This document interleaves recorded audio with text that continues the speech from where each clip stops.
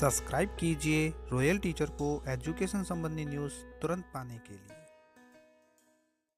जी हाँ साथियों, इस वक्त की बड़ी खबर की बात करें शिक्षा विभाग की खबरों की, तो शिक्षा विभाग में नवीन प्रवेशोत्सव के लिए यानी वर्ष 2025-26 के लिए प्रवेशोत्सव की गाइडलाइन जारी कर दी गई है। प्रवेशोत्सव के संबंध में जो दिशा निर्देश जारी किए गए हैं उसमें साफ तौर पर यही बताया गया है कि पिछले वर्ष की भांति इस बार भी प्रवेशोत्सव है वो डिजिटल प्रवेशोत्सव रहेगा, जिसके लिए आपको ऑनलाइन सर्वे करना होगा। और ये डिजिटल प्रवेशोत्सव जो पिछली बार डिजिटल प्रवेशोत्सव ऐप पर हो रहा था, यानी डिजिटल प्रवेशोत्सव के नाम से एक ऐप जारी किया गया था। इस ऐप पर हम प्रवेशोत्सव डिजिटल प्रवेशोत्सव कर रहे थे, लेकिन इस वर्ष यानी 2025-26 में इस डिजिटल प्रवेशोत्सव की जगह आपको जो प्रवेशोत्सव करना है, उसकी जो एंट्री करनी है वो शाला दर्पण शिक्षक ऐप के माध्यम से ही करनी है। शाला दर्पण शिक्षक ऐप को कुछ इस तरह से डेवलप किया गया है जिसके अंतर्गत सारी चीज़ें समा जाएगी। यानी आपको विद्यार्थियों की उपस्थिति करनी है तो भी वहीं से होगा, डिजिटल प्रवेशोत्सव करना है तो भी वहीं से होगा, MSR से के अंतर्गत आपको जो OCR शीट अपलोड करनी है वो भी वहीं से होगी।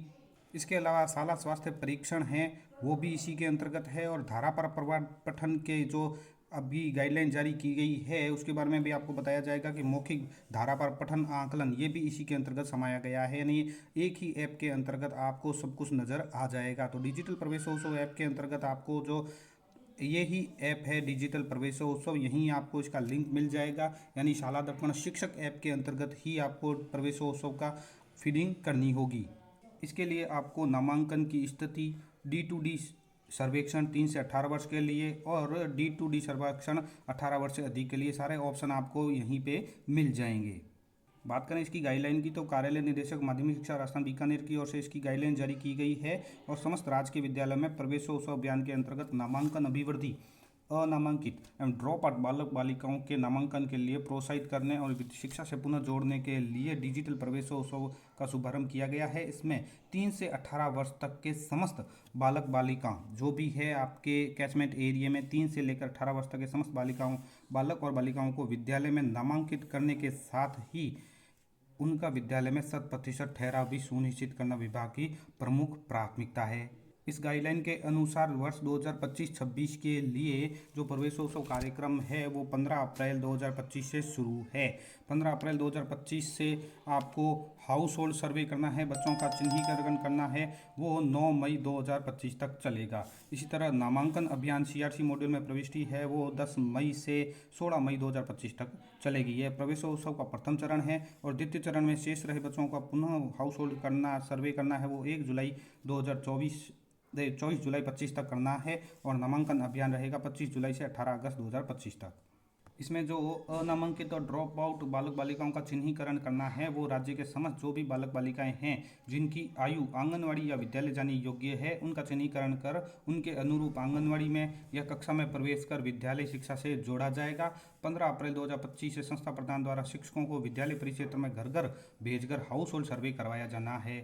और इस बार कक्षा 1 में प्रवेश योग्य जो भी विद्यार्थी है उनको अस्थायी प्रवेश दिया जाएगा। अस्थायी प्रवेश प्रमाण पत्र भी जारी किया जाएगा और जिसका क्रमांक का संधारण विद्यालय में आवश्यक रूप से किया जाएगा। और शिक्षक से जो भी वंचित बालक बालिकाएं हैं उनकी प्रविष्टि, जैसा कि दोस्तों मैंने आपको बताया है कि शाला दर्पण शिक्षक ऐप से करनी है। शाला दर्पण शिक्षक ऐप के बारे में आप सभी जानते हैं। इनमें MPIN जनरेट करना भी हाल ही में मैंने एक वीडियो बनाया है, आप देख सकते हैं उसमें MPIN किस तरह से जनरेट करते हैं। प्रथम बार करते ही आपको इस तरह की स्थिति नज़र आ जाएगी जो वीडियो की शुरुआत में मैंने आपको बताया है। डिजिटल प्रवेशोत्सव पर जैसे ही आप क्लिक करोगे तो 3 तरह के ऑप्शन आपको नज़र आ जाएंगे, जिसमें नामांकन स्थिति है, D2D सर्वेक्षण है। D2D सर्वेक्षण पहले 3 से 18 वर्ष, दूसरा 18 वर्ष से अधिक के लिए रहेगा। सबसे पहला ऑप्शन नामांकन की स्थिति। तो नामांकन की स्थिति पर जब आप क्लिक करेंगे तो पिछले वर्ष आपने अगर जो भी सर्वेक्षण किया है वो आपको स्थिति वहाँ पे नज़र आ जाएगी और आप इसको एडिट कर सकते हैं। यानी विद्यार्थियों की स्थिति अब कैसी है, औपचारिक, अनौपचारिक या अनामांकित को चयन कर आप इसको सेव कर सकते हैं। दूसरा जो ऑप्शन आपको D2D सर्वेक्षण 3 से 18 वर्ष की स्थिति के लिए मिलेगा, उसमें आपको 3 से 18 वर्ष तक जो भी है उनको नया जोड़ना होगा। इसमें विभिन्न तरह की जो जानकारी है, जैसे नया घर, अस्थायी निवास जोड़ने पर क्लिक करें, माता पिता की वास स्थान की संबंधित प्रविष्टि करनी होगी, परिवार से संबंधित प्रविष्टि करेंगे और विभिन्न तरह की जो भी जानकारी है आपसे मांगी जाए वो आप इसमें सेव करेंगे। इसी तरह जो 3 से 18 वर्ष तक का चयन करने पर भी आपको इसी तरह की रिपोर्ट देखने को मिलेगी, जिसमें विभिन्न तरह के ऑप्शन हैं और आपको सभी को इसको एक एक करके फिल करके सेव करना है। इसी ऐप के नीचे एक ऑप्शन आएगा कि सर्वे बंद करें। अगर आपका सर्वे कंप्लीट हो चुका है तो ही आपको बंद करना है, अन्यथा आपको पुनः सर्वे करना है। और दैनिक सर्वेक्षण अथवा पूर्ण सर्वेक्षण पर डेटा सिंक भी आपको करना है। जब आपका सर्वेक्षण कंप्लीट हो जाए तो ऊपर 3 डॉट नज़र आएंगे, उसमें दूसरा ऑप्शन आएगा डेटा सिंक का। तो डेटा सिंक करने पर ये डेटा है वो आगे चला जाएगा। उसके बाद आप किसी भी तरह का कोई बदलाव इसमें नहीं कर पाएंगे। उसके बाद इसका CRC मॉड्यूल में है वो प्रवेश किया जाएगा PO रोल के अंतर्गत। इसके अंतर्गत जैसे ही PO CRC ऑप्शन के ऊपर क्लिक करेंगे तो वहाँ पे गत वर्ष की बकाया जो भी अनामांकित या ड्रॉप आउट है, शिक्षा से वंचित बालक बालिकाओं की सूची इसमें आ जाएगी। इसमें मुख्य धारा से जोड़ें, इस तरह के एक लिस्ट खुलेगी जो भी अनामांकित है या इस वर्ष नामांकन योग्य है। जो आप सर्वेक्षण करोगे उसके अनुसार जब डेटा सिंक कर देंगे आप तो PO में वहाँ पे शो हो जाएगा, और जब मुख्य धारा से जोड़ें बटन के ऊपर क्लिक करेंगे तो वो मुख्य धारा में जुड़ जाएंगे। मुख्य धारा में जोड़ने के लिए बटन के ऊपर क्लिक करेंगे तो कुछ जानकारी और आपसे मांगी जाएगी, वो भरकर सेव करनी होगी। इस प्रवेशोत्सव के दौरान आपको अपने क्षेत्र के जो BLO है उसे जानकारी लेकर या उसे संपर्क स्थापित करके आप प्रवेशोत्सव की कार्रवाई कंप्लीट कर सकते हैं। और विद्यार्थी प्रवेश की जो प्रविष्टियां हैं वो प्रतिदिन शाला दर्पण के CRC मॉड्यूल में अद्यतन की जानी है। और कक्षा 1 में जिस वर्ष वो प्रवेश योग्य है उसके लिए अस्थायी प्रवेश प्रमाण पत्र आपको इस तरह से दिया जाना है। तो धन्यवाद साथियों, उम्मीद है ये वीडियो आपको पसंद आई होगी। वीडियो पसंद आए तो जरूर लाइक शेयर और सब्सक्राइब कीजिए। पास में आने वाले घंटी के बटन